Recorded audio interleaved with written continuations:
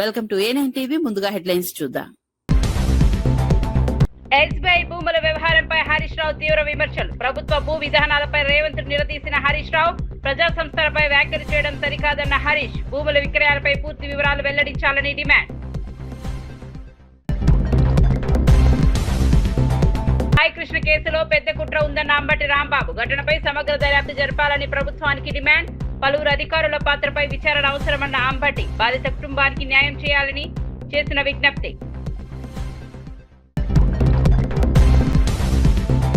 ప్రత్యర్థులకు రాజకీయంగా cinema చూపిస్తానన్న KTR. TRS కార్యకర్తలకు party అండగా ఉంటుందన్న భరోసా. కార్యకర్తలపై కేసులను ప్రజల్లోకి తీసుకెళ్తామన్న కేటీఆర్. తెలంగాణలో టీఆర్ఎస్ మరింత బలపడుతుందన్న వ్యాఖ్యలు.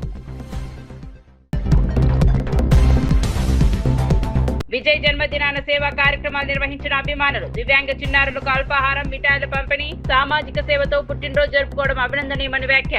రాష్ట్ర వ్యాప్తంగా రక్తదాన, అన్నదాన కార్యక్రమాల నిర్వహణ.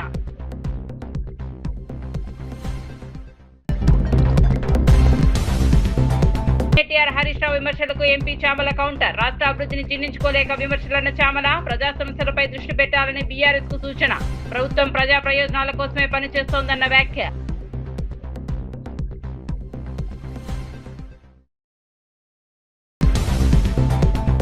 ఇక వార్త వివరాల్లోకి వెళ్తే, కాంగ్రెస్ ప్రభుత్వ భూ విధానాలపై మాజీ మంత్రి హరీష్ రావు తీవ్ర స్థాయిలో విమర్శలు గుప్పించారు. ఎస్బీఐకి కేటాయించిన ప్రభుత్వ భూముల వ్యవహారాన్ని ప్రస్తావిస్తూ ముఖ్యమంత్రి రేవంత్ రెడ్డిపై వ్యంగ్యాస్త్రాలు సంధించారు. తనను ప్రశ్నించిన వారిపై ప్రభుత్వం కక్ష సాధింపు చర్యలకు పాల్పడుతోందని ఆరోపించారు. ఎస్బీఐపై చర్యలు తీసుకుంటామంటూ ప్రభుత్వం మాట్లాడడం బాధ్యత రాహితమని విమర్శించారు. ప్రజా సంస్థలపై ఇలాంటి వ్యాఖ్యలు చేయడం సరైంది కాదన్నారు. ప్రభుత్వ భూముల విక్రయాలపై స్పష్టత ఇవ్వకుండా విమర్శకులను లక్ష్యంగా చేసుకోవడం ప్రజాస్వామ్యానికి మంచిది కాదని పేర్కొన్నారు. రాష్ట్ర ఆర్థిక వ్యవస్థకు కీలకమైన సంస్థలపై ఇలాంటి వ్యాఖ్యలు ఆందోళన కలిగిస్తున్నాయని అన్నారు. ప్రభుత్వ నిర్ణయాలపై ప్రజలకు పూర్తి వివరాలు తెలియజేయాలని హరీష్ రావు డిమాండ్ చేశారు. మేం దాదాపు 20 కోట్ల రూపాయలు పెట్టి భూమి కొనుక్కున్నాం. ఈ భూమి మా పొజిషన్లో ఉన్నది. పైసలు పెట్టుకున్న మా భూమి రేవంత్ రెడ్డి ఎట్లా అమ్ముకుంటాడు అని హైకోర్టుకు పోయింది. పోతే కోర్టు ఏం చేసింది, అరే వాళ్ళు పైసలు పెట్టుకున్నది నిజమే కదా, ఈ అమ్మకం తప్పు, దీన్ని స్టే ఇస్తున్నామని కోర్టు స్టే ఇచ్చింది. ఖతం రేవంత్ రెడ్డి ఇప్పుడు ఎస్బీఐ మీద పగబట్టిండు. ఎస్బీఐ నిషేధిస్తా, ఎస్బీఐలో ఉండే ఫిక్స్డ్ డిపాజిట్లు బయటకు తీసేస్తా, ఎస్బీఐకి రాష్ట్ర ప్రభుత్వ అకౌంట్లన్నీ కూడా తీసేస్తా అని ఇలా స్టేట్ బ్యాంక్ ఆఫ్ ఇండియాను కూడా బ్లాక్మెయిల్ చేస్తున్నాడు. రేవంత్ రెడ్డి తీరు ఎట్లుందంటే, ఎవరైనా ప్రశ్నిస్తే పగబట్టడు. ఇలా స్టేట్ బ్యాంక్ ఆఫ్ ఇండియానే నిషేధిస్తా అంటుండు. రేపు రిజర్వ్ బ్యాంక్ ఆఫ్ ఇండియా కూడా నీ మాట లేదనుకో, రిజర్వ్ బ్యాంక్ ఆఫ్ ఇండియాను కూడా నిషేధిస్తా అంటాడు. వరల్డ్ బ్యాంక్ కోడ్ కూడా నీ మాట లేదనుకో, ఈయన వరల్డ్ బ్యాంక్ కూడా నిషేధిస్తా అనే రకమే. కానీ విషయం ఏంటంటే, రాష్ట్ర ప్రభుత్వానికైతే ఒక బ్యాంకు కావాలి కదా. ఇప్పుడు అవ్వాతాతలకు కేసీఆర్ ఇచ్చిన 2000 పెన్షన్ బ్యాంకులో పడాలి కదా, ఉద్యోగస్తులకు జీతాలు పడాలి కదా, రైతులకు రైతు బంధు పడాలి కదా. అంటే బ్యాంకులకు రాష్ట్ర ప్రభుత్వం యొక్క కార్యకలాపాలు నిర్వహించడానికి ఒక బ్యాంక్ అయితే కావాలి. నువ్వు మరి స్టేట్ బ్యాంక్ ఆఫ్ ఇండియా నిషేధిస్తా, ఎవడు నీకు వ్యతిరేకంగా మాట్లాడితే ఆ బ్యాంకునే తీసేస్తా అంటే మరి ఏం చేస్తాడు? నాకు డౌటు, కొత్తగా ఏమైనా కొండలరెడ్డి బ్యాంక్ అని గిట్ట పెడతాడో ఏమో. పెట్టినా పెడతాడు, మస్తు జమ అయినాయి పైసలు. ఎనుముల కొండలరెడ్డి బ్యాంక్ అని పెట్టినా పెడతాడు రేపు. ఈ రకంగా ఇవాళ రేవంత్ రెడ్డి పరిస్థితి ఎట్లుందంటే, ఎవడన్నా ప్రశ్నిస్తే వాడిని శత్రువుగా చూస్తూ ఉంటాడు, ఎవడన్నా విమర్శిస్తే వాడిని కుట్రదారుడు అని ముద్రేస్తాడు. ఎవరన్నా కొంతమంది ఈయన చుట్టూ ఉండే చెంచాలు పొగుడితే వాడిని మేధావంటాడు. ఈ రకంగా ఇవాళ రేవంత్ రెడ్డి తీరున్నది. కేసులో పలు అనుమానాస్పద అంశాలు ఉన్నాయని మాజీ మంత్రి అంబటి రాంబాబు పేర్కొన్నారు. మార్కాపురం నుంచి సాయికృష్ణను తీసుకొచ్చిన విధానం, తదనంతర పరిణామాలపై సమగ్ర విచారణ జరపాలని డిమాండ్ చేశారు. ఈ కేసులో కేవలం ఒకరు కాదు, పలువురు అధికారుల పాత్రపై కూడా దర్యాప్తు జరపాల్సిన అవసరం ఉందన్నారు. విజయవాడ పోలీస్ కమిషనరేట్ పరిధిలో జరిగిన ఘటనపై పూర్తి నిజాలు బయటకు రావాలని కోరారు. బాధ్యులపై కఠిన చర్యలు తీసుకోవాలని డిమాండ్ చేశారు. సాయికృష్ణ కుటుంబానికి న్యాయం జరగాలంటే స్వతంత్ర దర్యాప్తు అవసరమని అభిప్రాయపడ్డారు. కేసులో ఉన్న అన్ని కోణాలను వెలికి తీయాలని అంబటి రాంబాబు అన్నారు. కమిషనర్ గారి ఆదేశాలు లేకోకుండా టాస్క్ ఫోర్స్ ఒక అడుగు కూడా ముందుకు వేయదు. అంటే మార్కాపురంలో ఉన్నటువంటి సాయికృష్ణ ఏదో చిన్న పని చేసుకుంటున్నాడు. అక్కడ టాస్క్ ఫోర్స్ వెళ్ళి అతను తీసుకొచ్చింది అంటే కమిషనర్కి తెలియదా? కమిషనర్ ఆదేశాలు లేకుండా వెళ్ళారా? ఒకవేళ నిజంగానే కమిషనర్ ఆదేశాలు లేకోకుండా వెళ్ళారంటే వాళ్ళు క్రమశిక్షణ రాహిత్యానికి పాల్పడ్డట్టే. అంటే నేను చెప్పదలుచుకున్నది ఏంటంటే కమిషనర్ గారి ప్రమేయంతోనే నాగరాజు సాయికృష్ణని తీసుకొచ్చారు. ఎందుకు తీసుకొచ్చారు? ఏమన్నా కొత్త నేరారోపణ ఏమన్నా ఉన్నదా? లేక ఎన్బిడబ్ల్యూ మీద తీసుకొచ్చారా? ఎన్బిడబ్ల్యూ కోర్టు వారు ఇచ్చారు నాన్ బెయిలబుల్ వారెంట్. అతను హాజరు కాకపోతే కోర్టుకి అతని మీద కేసులు ఉన్నాయి.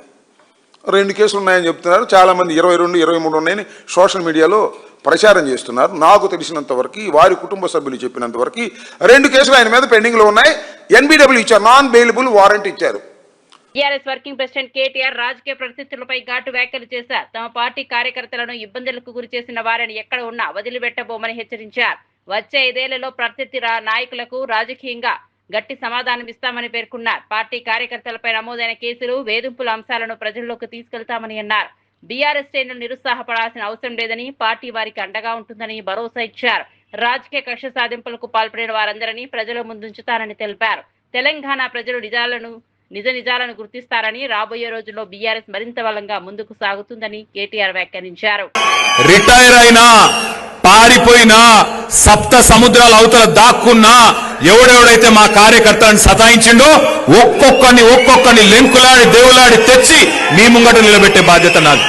వదిలిపెట్టే సమస్య లేదు. ఇది నేనేదో ఊరికే చెప్పట్లేదు, గుర్తు పెట్టుకోండి. కానీ మళ్ళీ రమేష్ అన్న వాళ్ళని తీసుకొని రావద్దు. అన్న ఇవి మంచోడేనే అని మళ్ళీ తీసుకురావద్దు. బీఆర్ఎస్ నేతలు కేటీఆర్, హరీష్ రావుల విమర్శలకు భువనగిరి ఎంపీ చావలి కిరణ్ కుమార్ రెడ్డి ఘాటుగా స్పందించారు. ముఖ్యమంత్రి రేవంత్ రెడ్డి రాష్ట్ర అభివృద్ధి కోసం విద్య, వైద్యం, మెట్రో, ఫేజ్ 2, హైడ్రా వంటి కీలక కార్యక్రమాలు అమలు చేస్తుంటే వాటిని జీర్ణించుకోలేక ప్రతిపక్ష నేతలు విమర్శలు చేస్తున్నారని అన్నారు. కేటీఆర్ వ్యాఖ్యలు బాధ్యతారాహిత్యంగా ఉన్నాయని విమర్శించారు. ప్రజా సమస్యల పరిష్కారంపై దృష్టి పెట్టకుండా రాజకీయ విమర్శలకే పరిమితం అవుతున్నారని పేర్కొన్నారు. రాష్ట్రంలో జరుగుతున్న అభివృద్ధిని ప్రజలు గమనిస్తున్నారని తెలిపారు. ప్రభుత్వం తీసుకుంటున్న నిర్ణయాలు ప్రజా ప్రయోజనాల కోసమేనని స్పష్టం చేశారు. బీఆర్ఎస్ నాయకులు వాస్తవాలను అంగీకరించాలని చామల సూచించారు. వైద్యం, రైతులకు మంచి పరిపాలన అందించాలన్న ఒక ఆలోచనతోటి ముందుకు పోతున్నటువంటి రేవంత్ రెడ్డి గారిని ఎట్టి పరిస్థితిలో అడ్డుకోవాలని, అడ్డుకునే శక్తి లేక, అడ్డుకునే దారి లేక అడ్డదారులు తొక్కుతూ ప్రతి సభలో ఇష్టానుసారంగా మాట్లాడుతుర్రు ఇద్దరు బావబామరులు. ముఖ్యంగా కేటీఆర్ గారికి చెప్తున్నా, 10 సంవత్సరాలు అధికారంలో ఉన్నప్పుడు సినిమా ఇండస్ట్రీకి అంటగాగి సినిమా మాటలు తప్ప, రాజకీయాన్ని కూడా సినిమాలతో పోల్చుకోవడం తప్ప ఇంకేమీ మాట్లాడే పరిస్థితి లేదు. ఆయన సినిమా ఫ్లాప్ అయిందంటాడు, రేవంత్ రెడ్డి గారి cinema, Arjun Reddy cinema hit అయిందంటాడు. ఏం మాట్లాడుతున్నావు కేటీఆర్ గారు?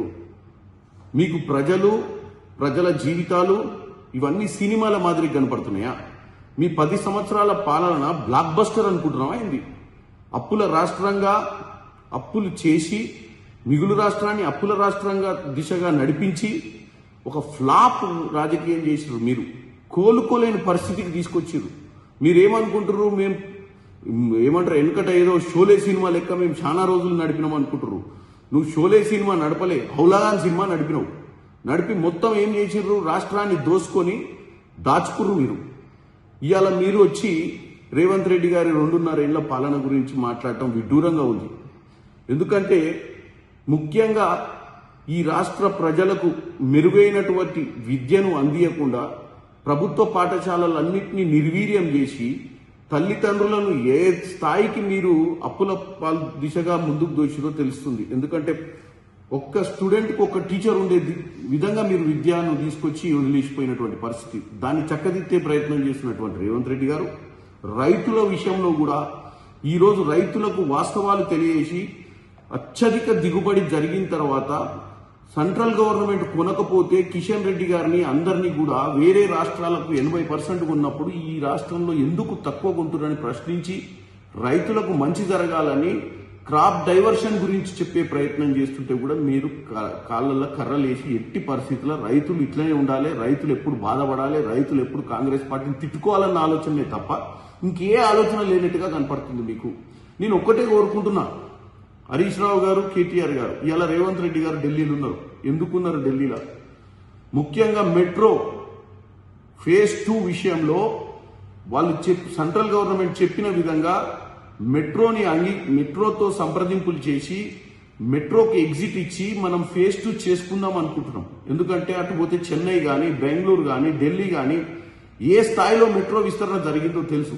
మీరు కన్స్ట్రక్టివ్గా మాట్లాడే ప్రయత్నం చేయకుండా కేవలం రాజకీయాలే చేయాలనుకోకండి. ఈరోజు రేవంత్ రెడ్డి గారు, కిషన్ రెడ్డి గారు ఊకే మాట్లాడుతున్నారు.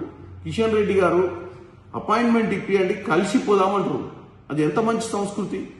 రాజకీయాలకు అతీతంగా రాష్ట్రం కోసం మీరే అపాయింట్మెంట్ ఇప్పియండి, కూర్చొని మాట్లాడదాం. అక్కడ అన్ని మంత్రిత్వ శాఖలతో మాట్లాడదాం, RRR గురించి మాట్లాడదాం, అర్బన్ డెవలప్మెంట్ మినిస్టర్ గారితోటైనా, రైల్వే మినిస్టర్ గారితోటైనా అందరితోటి మీరు అపాయింట్మెంట్ తీసుకోండి, మాట్లాడదాం. నేను ఇక్కడనే ఢిల్లీలోనే ఉంటా. ఎందుకంటే ఈరోజు రాష్ట్రంలో ఎన్ని సభలు పెట్టినా, ఎన్ని మీటింగ్లు పెట్టినా, ఎంత మంచి చేయాలన్నా సెంట్రల్ గవర్నమెంట్ నుంచి మనకు ఈరోజు సపోర్ట్ అవసరము.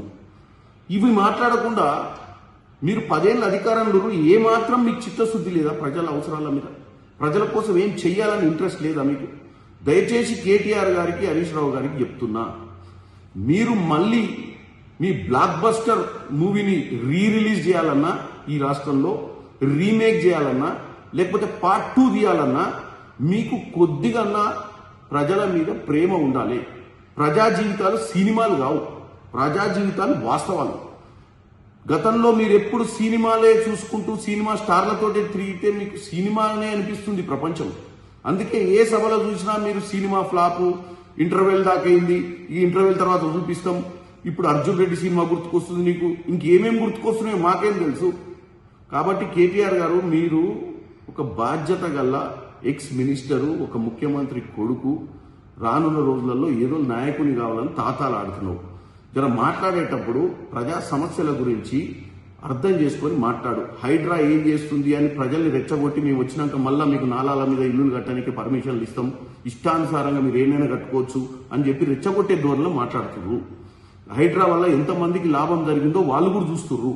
హైడ్రా అనేది ఎవరి జీవితాలు ఆగం చేయనికే కాదు, హైదరాబాద్ నగరాన్ని అభివృద్ధి చెందే విధంగా మీ 10 ఏళ్ల హయాంలో హైదరాబాద్ని ఏ విధంగా ప్రతి వానాకాలం ముంపుకు గురి చేసిర్రో, అంతకుముందున్న పాలకులైనా ఎవరైనా కానీ హైదరాబాద్ని గుర్తించలేదు. కాబట్టి రేవంత్ రెడ్డి గారు ఈరోజు హైదరాబాద్ నగరాన్ని ఎట్టి పరిస్థితిలో ఆయన హయాంలో ముందుకు తీసుకోవాలని చూస్తున్నారు.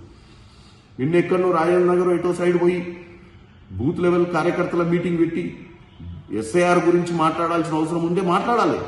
ఇలా బీజేపీ ఈరోజు దేశవ్యాప్తంగా ఏ విధంగా ఓట్ చోరీ, సీట్ చోరీ చేస్తుందో దాని గురించి మాట్లాడకుండా మీరు ఎట్టాగో బీజేపీకి బీ టీమే అని చెప్పి ఉన్న రాష్ట్రంలో ఉన్న మంచి చేస్తున్నటువంటి ప్రభుత్వాన్ని నిందలేయడం ప్రజలు గమనించాలి. ఈ కేటీఆర్, హరీష్ రావు రోడ్ల మీద తిరిగి ఇష్టానుసారంగా మాట్లాడుతున్నారు. వాళ్ళ మాటలు మీరు వినండి, ఎక్కడైనా వాళ్ళకి చిత్తశుద్ధి ఉందో లేదో మీకు తెలుస్తుంది. స్విట్జర్లాండ్ లో అమెరికా, ఇరాన్ దేశాల మధ్య కీలక శాంతి చర్చలు జరుగుతున్న వేళ ఇజ్రాయెల్ ప్రధానమంత్రి బెంజమిన్ నెతన్యాహు సంచలన వ్యాఖ్యలు చేశారు. తాను ఇజ్రాయిల్ ప్రధానిగా ఉన్నంత కాలం ఇరాన్ అణు ఆయుధాలు సాధించకుండా అడ్డుకుంటానని స్పష్టం చేశారు. ఇరాన్ అణు కార్యక్రమాలపై ఇజ్రాయెల్ ఉన్నవారు ఆందోళనకు మరోసారి ప్రపంచానికి గుర్తు చేశారు.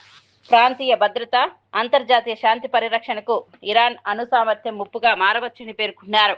శాంతి చర్చలు కొనసాగుతున్న నేపథ్యంలో నెతన్యాహు చేసిన ఈ వ్యాఖ్యలు అంతర్జాతీయంగా ప్రాధాన్యత సంతరించుకున్నాయి. Sometimes we don't, but we respect each other's sovereignty and leadership and commitment to our people. No matter what happens in the talks, with an agreement, without an agreement, I pledge to you that Iran, as long as I'm Prime Minister, will never have a nuclear weapon. Never. As long as I am the Prime Minister of Israel, I will not let that happen.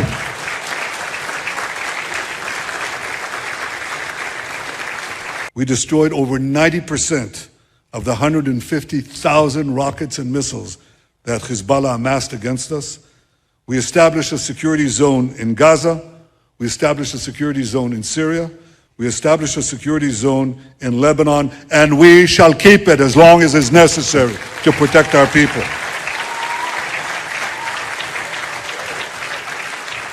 We changed Israel's security doctrine.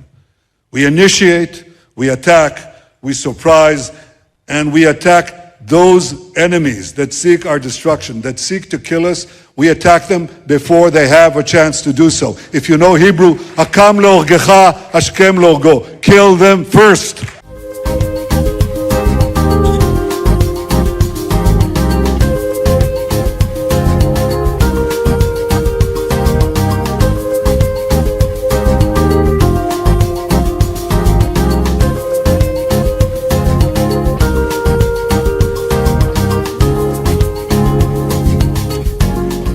Tamil Nadu రాజకీయ నాయకుడు TVK వ్యవస్థాపకుడు విజయ్ జన్మదిన వేడుకలు రాష్ట్ర వ్యాప్తంగా ఘనంగా జరుగుతున్నాయి. ఈ సందర్భంగా మయిలాడుతురై జిల్లాలో టీవీకే నాయకులు కార్యకర్తలు ప్రత్యేక సేవా కార్యక్రమం నిర్వహించారు. స్థానిక పాఠశాల ఆశ్రమంలోని దివ్యాంగ చిన్నారులకు అల్పాహారం, మిఠాయిలు పంపిణీ చేశారు. విజయ్ జన్మదినాన్ని సామాజిక సేవా కార్యక్రమాలతో నిర్వహించడం అభినందనీయమని పార్టీ నేతలు పేర్కొన్నారు. ప్రజలకు సేవ చేయాలనే విజయ్ ఆశయాలను ముందుకు తీసుకెళ్తామని తెలిపారు. చిన్నారులతో కలిసి జన్మదిన వేడుకలు జరుపుకోవడం ఆనందంగా ఉందన్నారు. రాష్ట్రంలోని పలు ప్రాంతాల్లో రక్తదాన శిబిరాలు, అన్నదాన కార్యక్రమాలు, సేవా కార్యక్రమాలు నిర్వహిస్తూ అభిమానులు విజయ్ పుట్టినరోజును ప్రత్యేకంగా జరుపుకుంటున్నారు.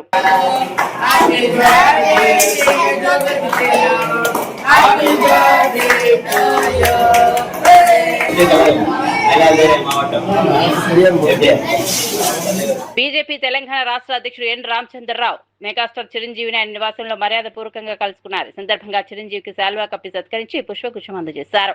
అనంతరం పలు సామాజిక సాంస్కృతిక అంశాలతో పాటు సమకాలీన విషయాలపై చర్చించినట్లు సమాచారం. ఈ భేటీ రాజకీయ వర్గాల్లో ఆసక్తిని రేకెత్తిస్తోంది. చిరంజీవి సేవా కార్యక్రమాలు, సామాజిక సేవలపై కూడా చర్చ జరిగినట్లు తెలుస్తోంది. రామచంద్రరావు, చిరంజీవి మధ్య జరిగిన ఈ సమావేశం మర్యాదపూర్వక భేటీగానే నిర్వహించినట్లు బీజేపీ వర్గాలు పేర్కొన్నాయి. ఈ భేటీకి సంబంధించిన ఫోటోలు, వీడియోలు సోషల్ మీడియాలో వైరల్ అవుతున్నాయి.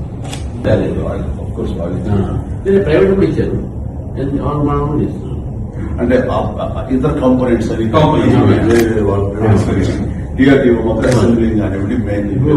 మనం చూస్తే కదా మన పాకిస్తాన్ లో ఆపరేషన్ సింధు తర్వాత మన మిగా చేశారు. ఒక్క మిగా కూడా కింద పడలేదు. మనం ఇమీడియట్ గా డిటెక్ట్ చేసి టక్ టక్ టక్ ట్రై చేస్తున్నాం. S-400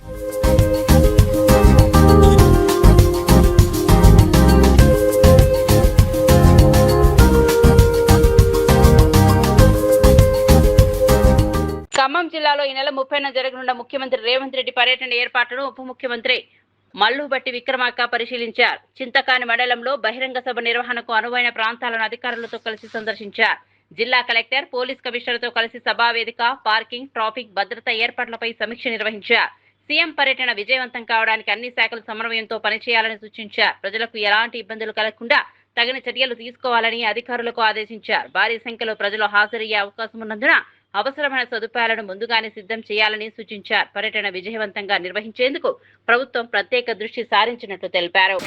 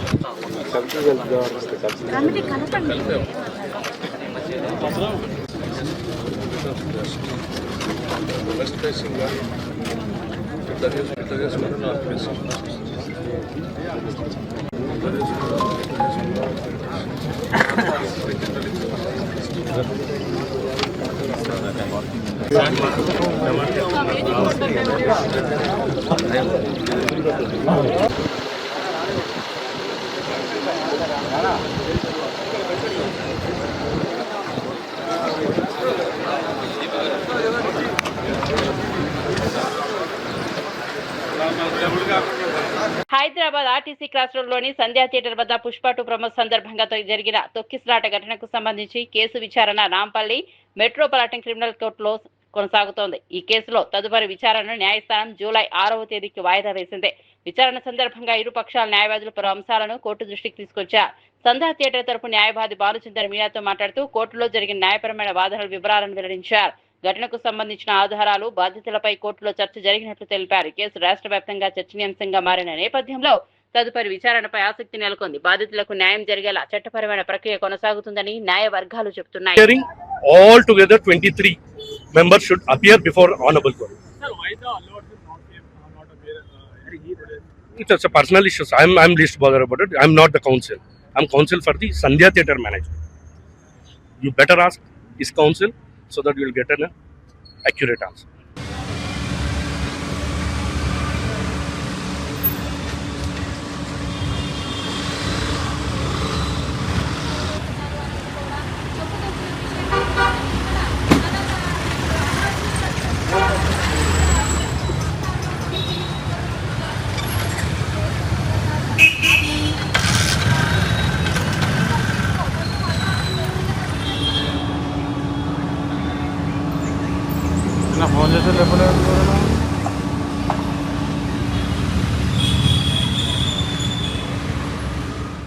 మెట్రో విస్తరణ అంశంపై బీజేపీ, బీఆర్ఎస్ నేతలపై ప్రభుత్వ విప్ ఆది శ్రీనివాస్ విమర్శలు చేశారు.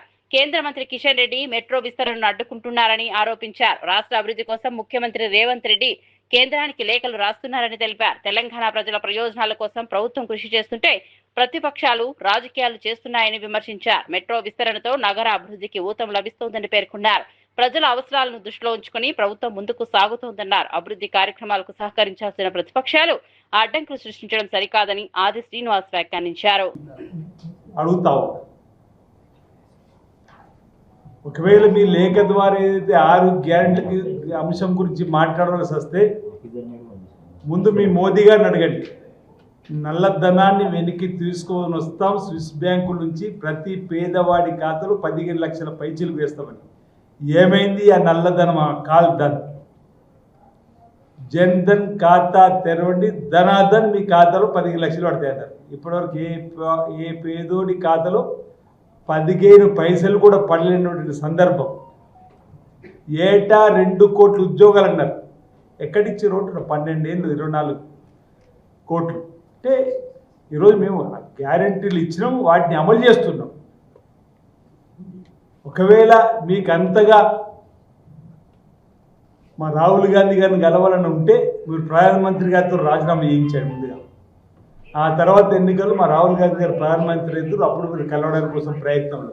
నెల్లూరు జిల్లా కలిగిరిలో నూతన సర్కిల్ కార్యాలయ భవనాన్ని కావలి డీఎస్పీ వివి రమణ కుమార్ ప్రారంభించారు. కలిగిరి సిఐ సుబ్బారావుతో కలిసి రిబన్ కట్ చేసి భవనాన్ని ప్రారంభించారు. పాత భవనం శిథిలావస్థకు చేరుకోవడంతో కొత్త కార్యాలయంలో కార్యకలాపాలు ప్రారంభించినట్లు తెలిపారు. బాధితులకు మెరుగైన సేవలు అందించేందుకు అన్ని సౌకర్యాలలో భవనం నిర్మించినట్లు చెప్పారు. పోలీస్ వ్యవస్థ ప్రజలకు సత్వర న్యాయం అందించే దిశగా పనిచేస్తోందని డీఎస్పీ పేర్కొన్నారు. కార్యాలయానికి వచ్చే ప్రజలకు సౌకర్యవంతమైన వాతావరణం కల్పించామని వివరించారు. కార్యక్రమంలో పలువురు ఎస్ఐలు, పోలీస్ సిబ్బంది పాల్గొన్నారు.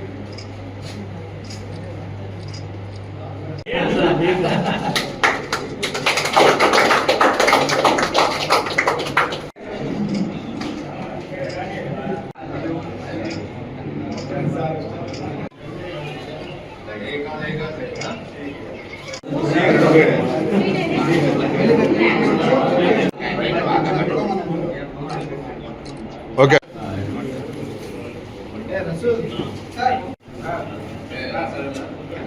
ఓకే సార్, ఒక్క సెకండ్.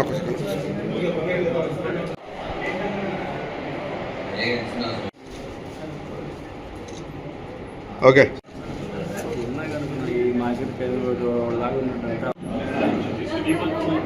ఈ మూడుని కూడా డివైడ్ చేసేసి ఏదైతే 92లో వచ్చింది, 92 ఫిబ్రవరి మార్చి వచ్చిన జీవో మేరకు కలిగిరిలో కొత్త సర్కిల్ ఆఫీస్ ఫామ్ చేసి ఈ 3 మండలాలను తీసుకొచ్చి కలిగిరి సర్కిల్ ఆఫీసుకి ఒక సిఐ పోస్ట్ చేశారు. అప్పుడు ఏంటంటే అందుబాటులో ఉన్న ఒక ఇల్లు, ఆ ఒక ఇల్లును అద్దె తీసుకున్నారు. అది కూడా ఏంటంటే గ్రౌండ్ ఫ్లోర్.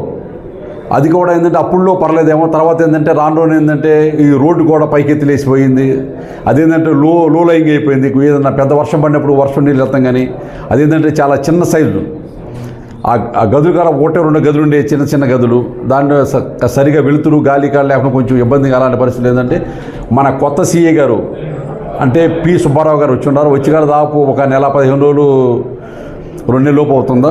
ఆయన నాగానే ఏంటంటే ఇప్పుడు ఇక్కడ మన పాత ఆఫీసులో ఉండడానికి ఇబ్బందులు, ఎవరన్నా పని మీద వచ్చిన ఎవరన్నా 4-5 పెద్దలు వచ్చి కూర్చోవాలన్నా సరే వాళ్ళకి ప్లేస్ ఉండలేదు. 4-5 ఏదన్నా 5-6 చైర్లు వేసుకోవాలన్నారు. ఏదైనా సర్కిల్లో ఉన్న ఎస్ఐలందరికీ ఏదైనా మీటింగ్ పెట్టుకుంటానికి కానీ ఇబ్బంది అయిపోతుందా, ప్లేస్ సరిపోవట్లేదు, గాలి వెళ్తుంది. ఆ ఉద్దేశం ఏంటంటే ఎస్పీ గారి పర్మిషన్ అడిగితే ఎస్పీ గారు అన్నారు ఏదన్నా మంచి బిల్డింగ్ ఉంటే మీరు షిఫ్ట్ అవ్వండి పర్లేదని చెప్పి మన నెల్లూరు ఎస్పీ మేడం గారు ఈ యొక్క మేడం గారి పర్మిషన్ తీసుకున్న తర్వాత మన సుబ్బారావు సీఏ గారు ఏం చేశారంటే ఎక్కడ కొంచెం బిల్డింగులు అంటే అనుకోకుండా ఏంటంటే మన ఎవరిది బిల్డింగ్ నర్రావుల అంకిరెడ్డి గారు ఏంటంటే బిల్డింగ్ కొత్త ఇది అంటే సెంటర్లో ఉంది. ఇది అందులో బస్ స్టాండ్ కాడ దగ్గరేనేమో బస్ స్టాండ్ ఎదురు దగ్గర ఏంటంటే వీలైనంత వరకు ఏంటంటే ప్రభుత్వ ఆఫీసులు ఏంటంటే పబ్లిక్కి దగ్గరలో ఉండాలంటే మెయిన్ రోడ్డు అమ్మటం ఉండాలి. మెయిన్ రోడ్డు అమ్మటం కానీ బస్ స్టాండ్లు కానీ రైల్వే స్టేషన్లు కానీ దగ్గర ఉంటే గబాన్ని ఏంటంటే బస్సు దిగేసి ఆ పని చూసుకొని మళ్ళీ వెంటనే వెళ్ళిపోతానికి ఇబ్బంది లేకుండా ఉండటానికి గాను ఏంటంటే బస్ స్టాండ్ దగ్గరలో ఉన్న ఈ బిల్డింగ్, ఇది కొత్త బిల్డింగు, ఈ బిల్డింగ్ అద్దెకి తీసుకోవడం జరిగింది. కాబట్టి ఇక్కడి నుంచి ఈ రోజు నుంచి ప్రజలు ఎవరైనా సరే సీఏ గారిని కలస్తానికి వచ్చేవాళ్ళు ఎవరైనా సరే ఈ బస్ స్టాండ్ ఎదురుగా కొత్తగా నిర్మించబడిన బిల్డింగ్ ఇది. దీనికి ఆల్రెడీ ఆ రోడ్డు వైపున సర్కిల్ కార్యాలయం అని చెప్పి బోర్డు కూడా పెట్టడం జరిగింది.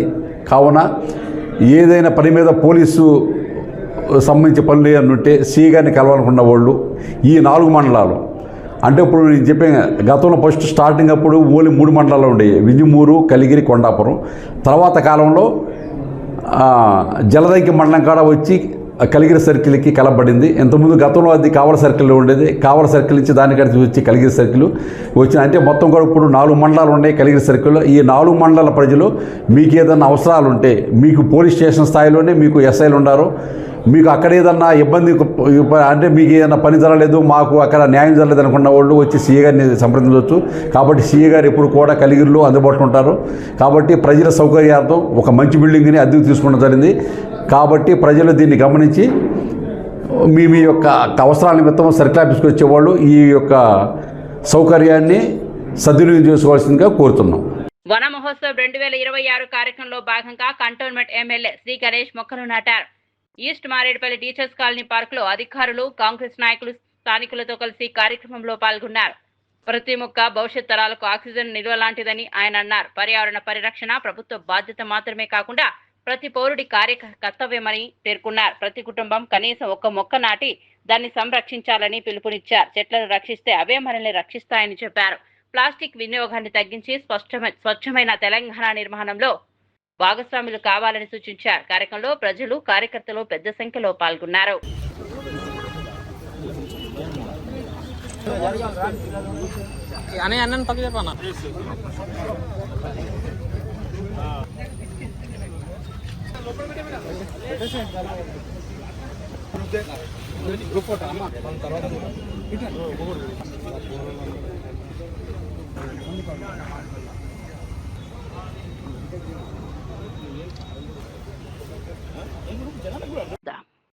బులెటిన్ ముగించే ముందు హెడ్లైన్స్ మరోసారి చూద్దాం.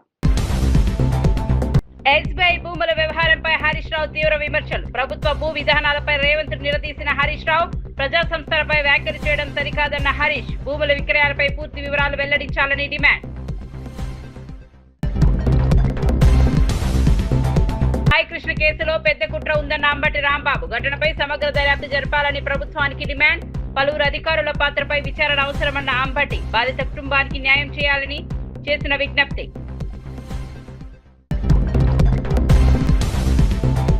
ప్రత్యర్థులకు రాజకీయంగా సినిమా చూపిస్తానన్న కేటీఆర్. టీఆర్ఎస్ కార్యకర్తలకు పార్టీ అండగా ఉంటుందన్న భరోసా.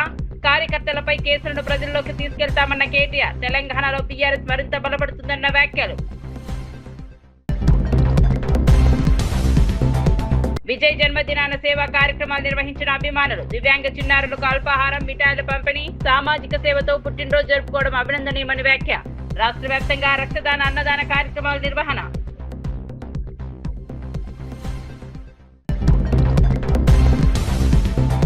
కేటీఆర్ హరీష్ రావు విమర్శలకు ఎంపీ చామల కౌంటర్. రాష్ట్ర అభివృద్ధిని జీర్ణించుకోలేక విమర్శలన్న చామల. ప్రజా సమస్యలపై దృష్టి పెట్టాలని బీఆర్ఎస్ కు సూచన.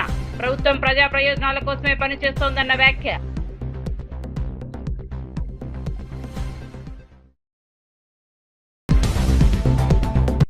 మరిన్ని అప్డేట్స్ కోసం చూస్తూనే ఉండండి.